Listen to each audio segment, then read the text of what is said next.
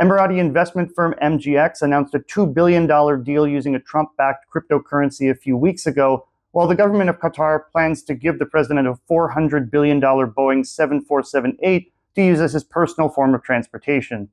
Even if no direct quid pro quo emerges from these deals, these de facto bribes are clearly intended to curry favor with the president and keep his administration on side in the event of any future disagreements. This week, President Trump and key officials will visit a number of countries in the Arabian Peninsula, namely the monarchies Saudi Arabia, Qatar, and the United Arab Emirates. For President Trump, this visit presents an opportunity to garner headlines about new economic deals, racking up pledges of sizable investments from and new sales to some of the Arab world's richest countries. Already, Saudi Arabia has pledged over $600 billion in investments to the United States, and the United Arab Emirates $1.4 trillion. Even if actual investments are slow to follow, Trump will no doubt seek similar eye-popping numbers in direct investments and arms sales during his visit.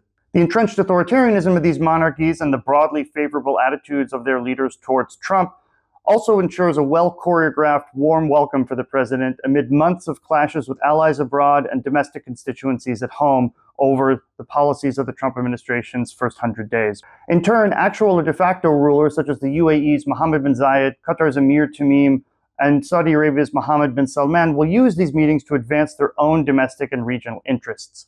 This means using flattery and finances to ensure that U.S. security commitments to the monarchies, whether arms sales or troop presence, remain stable amid the president's volatile approach to global alliances.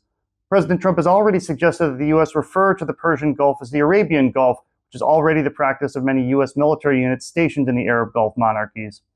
Saudi de facto ruler MBS and Emirati ruler MBZ are particularly intent on signing economic agreements that reinforce ties to the United States and position their respective countries at the center of important global supply chains.